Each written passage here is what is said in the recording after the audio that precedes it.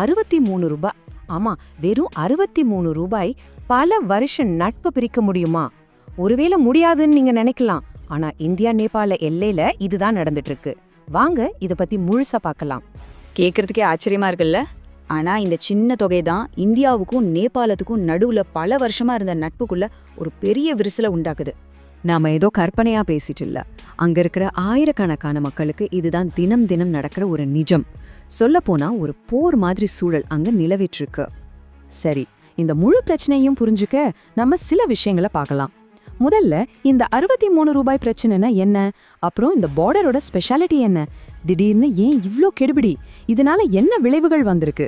கடைசியா நட்பு பெருசா இல்ல பணம் பெருசாங்கிற கேள்வி வரைக்கும் போய் பார்க்கலாம்.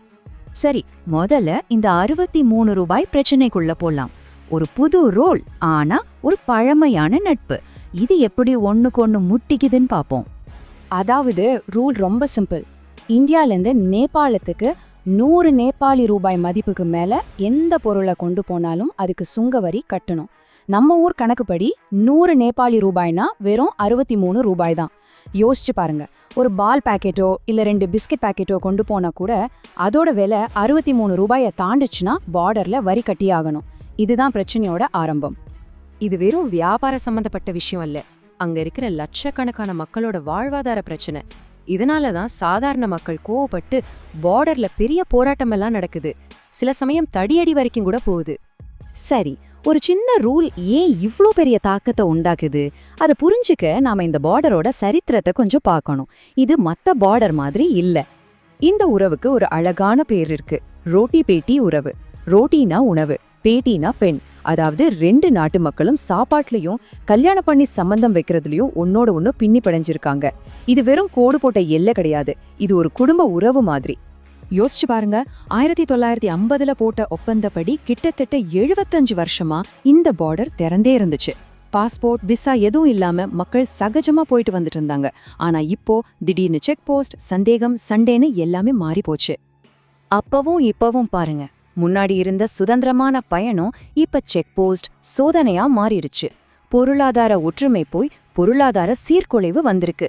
அந்த அழகான ரோட்டி பேட்டி உறவு இப்போ ஒரு போர் போன்ற சூழலா மாறி நிக்குது. எவ்வளவு பெரிய மாற்றம் பாருங்க. சரி, திடீர்னு ஏன் நேபாள அரசாங்கம் இப்படி ஒரு கேடுபடியை கொண்டு வரணும்? அவங்க தரப்புல என்ன காரணம் சொல்றாங்கன்னு பார்க்கலாம். இங்க ஒரு முக்கியமான விஷயம் என்னன்னா, இந்த சட்டம் ஒன்னும் புதுசில்ல. இது எப்பவுமே இருந்திருக்கு. ஆனா இவ்ளோ வருஷமா கண்டுக்காம விட்டுட்டு இப்ப ஏன் திடீர்னு இவ்ளோ கடுமையா அமல்படுத்துறாங்க? அதுதான் கேள்வி. நேபாள அரசாங்கம் இதுக்கு 4 முக்கிய காரணங்களை சொல்லுது. 1, கணக்குல வராத வியாபாரத்தை எல்லாம் கணக்குல கொண்டு வந்து வரிய வசூல் பண்ணி அரசாங்க கஜானாவை நிரப்புறது. 2வது, நேபாளத்தோட 60% மேலான வர்த்தகம் இந்தியாவோட தான் இருக்கு. இந்த சார்பு நிலையை குறைக்கணும்னு நினைக்கிறாங்க.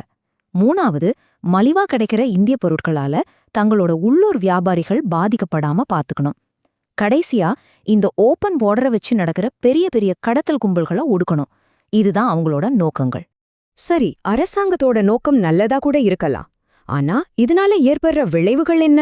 அது 2 பக்கமும் எப்படி பாதிக்குதுன்னு பார்க்கலாம் வாங்க. இந்த ஒரு ரூலால ஒருத்தர் 2 பேர் இல்ல, பல தரப்பு மக்கள் பாதிக்கப்படுறாங்க. முதல்ல நேபாளத்துல இருக்கிற ஏழை மக்கள். அவங்களால அத்தியாவசிய பொருட்களை கூட வாங்க முடியல. அடுத்து இந்திய பக்கம் இருக்கிற சின்ன சின்ன வியாபாரிகள். அவங்களோட வாடிக்கையாளர்களையே இழந்துட்டு இருக்காங்க. இதுக்கு நடுவுல நேபாளத்தோட உள்நாட்டு அரசியல்லையும் குறிப்பா மதேஷி மக்களுக்கும் அரசாங்கத்துக்கும் நடுவுல பெரிய பதற்றம் உருவாயிருக்கு. ஒரு சின்ன உதாரணம் சொல்றேன்.